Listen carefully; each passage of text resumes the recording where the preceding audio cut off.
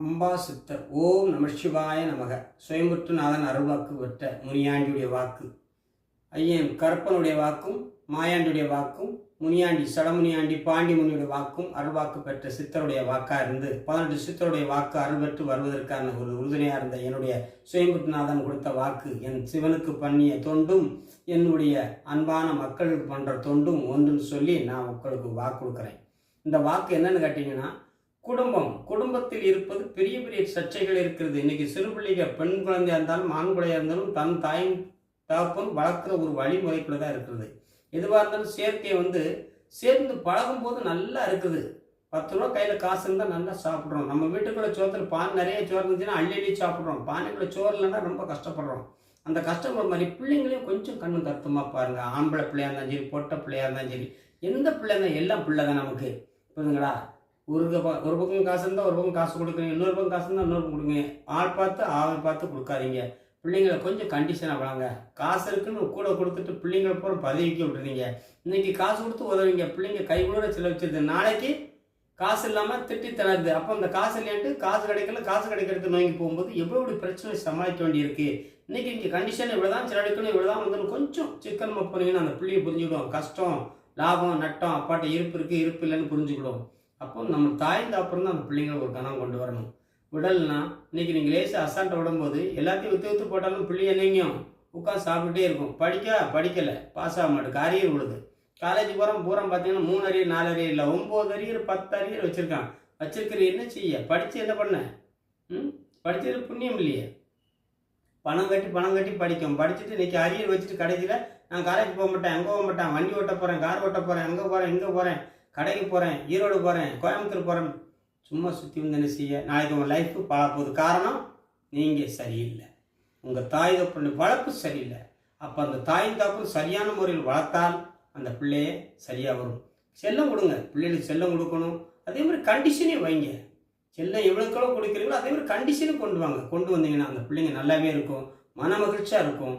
அதே போல் எந்த பிள்ளையுமே சந்தேகப்படாதீங்க. பொம்பளை பிள்ளைங்களை எடுத்த உடனே சந்தேகப்பட்டீங்கன்னா அது சந்தேகத்துக்குள்ளேயே ஆளாயிரும். பிள்ளைங்க என்னைக்கு சந்தேகம் இல்லாமல் சஞ்சலம் இல்லாமல் நல்லபடியாக அன்பாக சொல்லி நல்ல வாக்கு கொடுத்து எந்த ஒரு தவறு இருந்தாலும் மன்னிச்சு அந்த பிள்ளையை நல்லபடியாக கொண்டு வரதுக்கு வழி பாருங்கள். நிறைய பெண்கள், நிறைய ஆண்கள், நிறைய இந்த ஒரு சந்தர்ப்பமான வயத்தில் சந்தேகம் ஊருக்குள்ள தான் வருது, சந்தேகம் பேருக்குள்ள தான் வாழுது. இன்னைக்கு யாருக்கு நடுக்காலும் கடன் வாங்கிட்டா ஓடிதாங்க.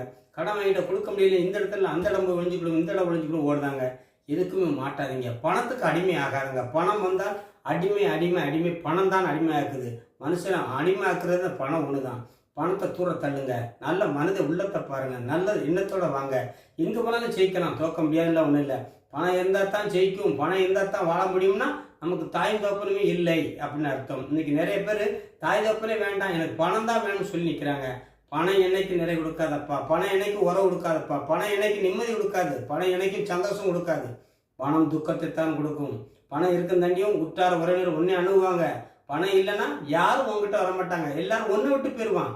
பணம் ஒன்று இருக்குது, சஞ்சலத்தையும் கொடுக்கும், சௌரியத்தையும் கொடுக்கும், இஷ்டப்பட்டு வாழ வைக்கும், நஷ்டப்பட்டு வாழ வைக்கும், கஷ்டத்திலையும் கொடுத்து இன்பத்திலையும் கொடுத்து துன்பத்தை உருவாக்கி விடும். அதனால் எதுக்கு தேவையோ அதுக்கு மட்டும் பணத்தை பயன்படுத்து, எல்லாத்துக்கும் பயன்படுத்தாத. படுத்தும் போது உன் உறவுகள் உன்னை விட்டு போய்விடும். இருக்குவரையும் சரிம்பாங்க. இல்லைன்னு நினைச்சுவாங்க, அவன்கிட்ட ஒன்றும் இல்லை, வக்கத்தம்பி அவன்கிட்ட ஏன் போற, வா, அவன்கிட்ட இருந்த என்ன வார்த்தை வாரான் அப்படிலாம் சொல்லி கேள்வி வருது. அந்த பணத்தை எதுக்கு செயல்படணுமோ அதுக்கு மட்டும் பயன்படுத்துங்க. தேவையில்லையே அந்த பணத்தை ஒதுக்குங்க. தேவை இருக்கவங்க கொடுத்து உதவுங்க. இதுதான் உண்மையான வாழ்க்கை. வாழ்க்கையில் இன்பம் தான் பெரிது, துன்பத்தை விட இன்பம் எவ்வளவோ மேலு. இன்பம் என்பது நம்முடைய கொலை வழக்குப்படி நம்முடைய முன்னோர்கள், நம்முடைய தாத்தா பாட்டி, நம்முடைய தாய் தகப்பன், நம்முடைய அப்பா அம்மா, நம்முடைய பிள்ளைங்க தான் இன்பம். துன்பத்துக்குள் போகாதீங்க. பணம் என்பது பெரிய துன்பம். பணம் தேவை, வேண்டான்னு சொல்ல, தேவைக்கு வச்சுக்கோங்க. தேவையில்லைன்னா தூரம் மாத்துங்க. உங்களால் முடியல அந்த பணத்தை தூரம் மாற்றி மற்ற மக்களுக்கு கொடுத்து உதவுங்க. அதுதான் இன்பம். பணத்தை வச்சு சேர்த்து என் பிள்ளைக்கு என் பேரனுக்கு சுற்றிட்டு நீங்கள் எங்கே போறீங்க? நாளைக்கு எல்லாத்தையும் இழந்துட்டு எவனா ஒருத்தர் அன்புன்னு வருவான், அவனுக்கு கொஞ்சம் இறக்கப்படுவீங்க. அவன் மொத்தத்தையும் உங்களை சுற்றிட்டு உங்களை நட்டப்பட்டுதான். அப்போ எந்த ஒரு குறைபாடும் கிடைக்க மாட்டேன். கஷ்டத்தை தான் நம்புதும், இன்பத்தை நம்ப மாட்டேங்கும், துன்பத்தை நம்புதும். ஓம் நம சிவாயா, ஓம் நம சிவாயா, ஓம் நம சிவாயா, ஓம் நாராயணா சிவாயா.